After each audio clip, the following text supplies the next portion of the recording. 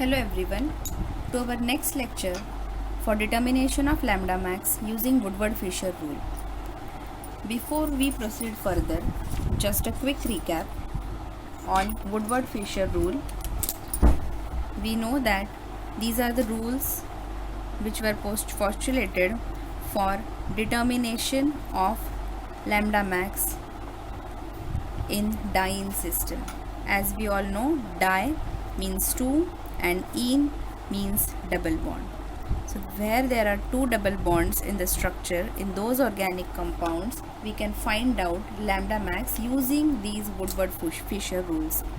The basic system which we have learnt in last lecture was the 1,3-butadiene system. As we all know, Woodward-Fisher have given certain base values for these core moieties. For 1,3-butadiene, the base value is 217 nanometers. This 1,3-butadiene, 1 and 3, these numbers, they stand for the carbon on which double bond is starting.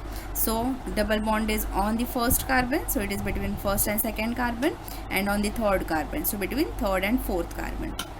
So this 1,3-butadiene system can be in the form of, can be inside the ring, like shown in this structure.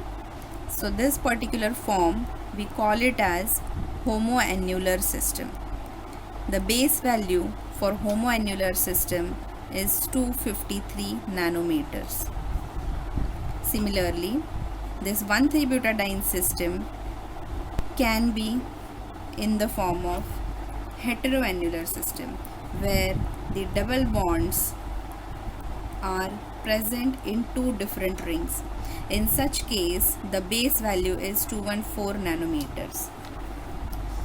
There were other terminologies, important terminologies, which we had learned in our last lecture.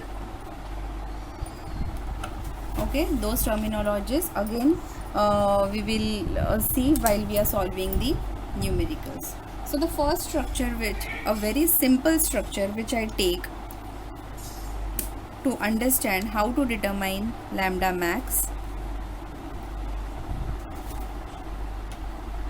is this structure. So whenever you get any structure whose lambda max is to be determined, first you have to identify which basic system is there.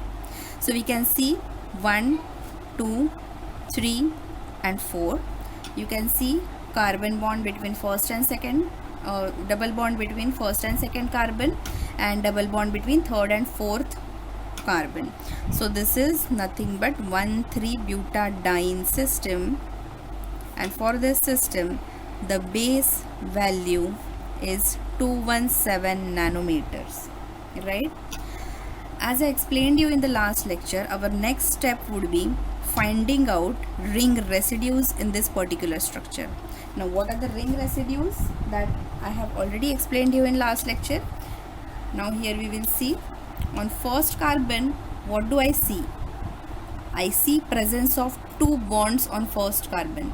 These two bonds are not part of any ring, so I will call them as alkyl substituents. On second carbon, what do I see? Before this, it is very easy if we just mark our basic system. So these 1, 2, 3, 4, these 4 carbons, these are making our basic system. Now we will see what is there on the first carbon, what is there on the second carbon, what is there on the third carbon, and what is there on the fourth carbon. Okay, so on first carbon, as I told you, these are two alkyl substituents. On the second carbon, what do I see? I see this bond. Now this bond is a part of ring, so I call it as ring residue. On third carbon, what do I see? There is nothing else. On fourth carbon, yes, this is the bond which is present on the fourth carbon, and since this bond is a part of ring, I'll call it as ring residue. So there are two ring residues in this particular structure. each ring residue will contribute 5 units, hence 10 units for 2 ring residues. Okay. The next step is finding the presence of alkyl substituents. As I explained you earlier, there are 2 alkyl substituents present on the first carbon, 5 units for each alkyl substituent, so 10 units will increase for the presence of alkyl substituents. The next step would be finding presence of extended conjugation.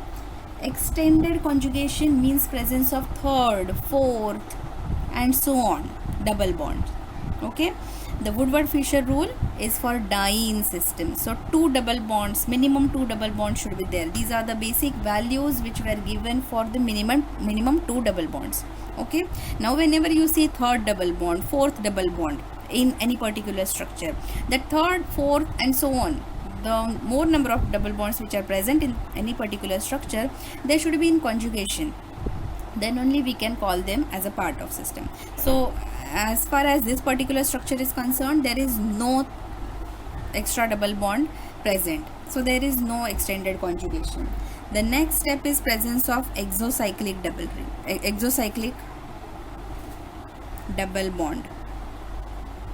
Okay, so this double bond we can clearly see this is outside of this particular ring, so we can call it as exocyclic double bond. And this double bond, this is inside the ring and it is not at all exocyclic, so there is only one exocyclic double bond and 5 units will be increased, and thus the total becomes 242 nanometers. So lambda max of this particular structure is around 242 nanometers. Why around? Because these are the theoretical values. Theoretical values can differ from the actual or observed lambda max values by 3 to 5 nanometers. That is acceptable. Moving on to the next structure. The next structure which I have chosen is also very simple.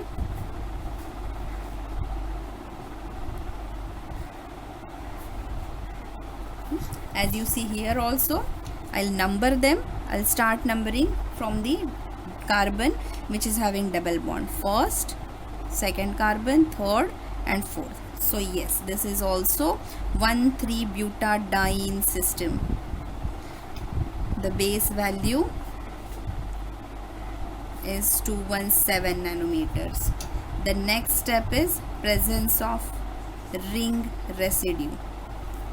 So before proceeding to the second step, let us mark the basic system which we have identified. This is the basic system which we have identified. That is carbon 1, 2, 3, 4. Here also we had identified it earlier. We have marked it as our basic system, and now what we will look for, what is present on first carbon, second, third, fourth, what is present on these carbons. Okay, these in between bonds which are present, these, for them whatever is the absorption by all these bonds present in the system, that is already contributed in base value. Okay, now what are the incremental values? Those increments depend on what structure, what moiety, what unit is present on these carbons. Now let us see what is there on the first carbon. On the first carbon, yes, I see this bond. On second carbon, I can see this bond.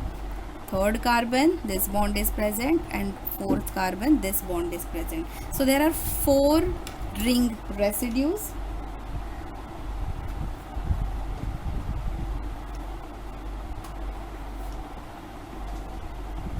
So for 4 ring residues, 20 units will increase. Anything else is there? Any alkyl substituents do we see? No. Third double bond, fourth double bond, no. So extended conjugation is also not there. Exocyclic double bond, these 2 bonds, they are well inside the ring, so those are cannot be called as exocyclic double bonds. So there is only ring residue. So 20 units will increase. So for this 237, the total comes out to be 237. So 237 nanometers becomes the theoretical lambda max for this particular structure. Okay, now you can also consider this particular system as heteroannular system, and for heteroannular system you can write its base value as 214. So when you take its base value 214 and when you add 20 units of ring residue, the value becomes 234. So this is also very much close, and as I told you earlier, there could be difference from the observed lambda max by 3 to 5 units. The last structure for this particular session which I am giving you is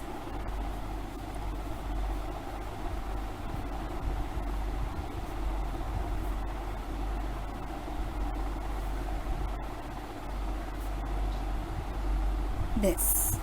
Okay, so whenever you have the possibility of choice between whether I should go for heteroannular system or homoannular system, so you will always prefer base value for homoannular system. So for homoannular system, the base value, as I told you earlier, it is 253 nanometers. Okay, then comes our next step is finding ring residues. Okay, before we find ring residues, I'll number it 1 2 3 4 5 6. All the 3 bonds are in conjugation, so I have to number further also, because there is one more double bond in conjugation with our basic system. So these 4 5 and 6, these 6 carbons, they are making one system. Okay, now I will see what is there on each of these 6 carbons present. So when I am looking for ring residue, I will try to see what is there on carbon number 1. Yes, this bond is there. On carbon number 2, nothing is there. On 3, nothing is there. On 4, this is there. On 5th, again this bond is there. On 6th, this bond is there. So there are 1 2 3 4 ring residues present. So 4 into 5 becomes 20 units have increased. Our next step is presence of alkyl substituents. Presence of alkyl substituent.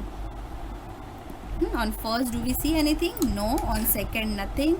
Even on third, there is nothing. Fourth, fifth, no alkyl substitution present. But on 6th carbon, yes, I can see this one alkyl substitution. We cannot, so there is only one alkyl substitution present, so 5 units will increase for this alkyl substitution. This CH3 cannot be alkyl substituent because it is not present on any of the carbon which are our system. Our system is only these 6 carbons, okay, not the 7th carbon. Therefore this CH3 cannot be considered as alkyl substitution. Okay, the next step is presence of extended conjugation. Extended conjugation, yes, I can see third double bond in the structure. This is the third double bond. These 2 double bonds I have already considered in homoannular system. Now for this third extra double bond, I will add 30 units for extended conjugation. The next step is presence of exocyclic double bond. So now whichever bonds present, I'll see this double bond, is it exocyclic to any ring? No, it is inside the ring. This double bond, yes, it is also inside the ring, but this double bond seems to be exo to this ring. This double bond is present inside this ring. Okay, inside this ring A, but it is exo to ring B. It is exo. See, when you see like this, this double bond is outside of this ring, directly attached to the ring and outside of this ring, so we will call it as exocyclic double bond. Similarly, this bond, if you see, the double bond between 5 and 6 carbon, this double bond is inside the ring B, but it is exo. If you see like this double bond is exo to ring A. So there are 2 exocyclic double bonds which are present. There are 2 exocyclic double bonds, and for each bond 5 units will increase, and thus 10 units are increased for this. So that's it. There is nothing more in this particular structure. So let us do the addition. So isn't it 318? Yes. So lambda max of this particular structure, theoretical lambda max, comes out to be 318 nanometer. One important note for this particular structure I will give, that you can also solve this particular such structures by considering the base value for heteroannular system. So when you do that, you have to add base value of heteroannular system as 214. So for this heteroannular system, you are adding base value as 214, but since there you can see that there are 2 bonds, the third bond which is there in the structure, that because of that third bond 2 double bonds are coming in one ring, therefore you have to add 39 units of the homoannular structure, and ultimately that also becomes 253. So therefore we have already solved this particular structure by considering base value of homoannular system. I hope these 3 examples are clear enough. I'll come again in my next session with few more structures which will be little complicated. Thank you.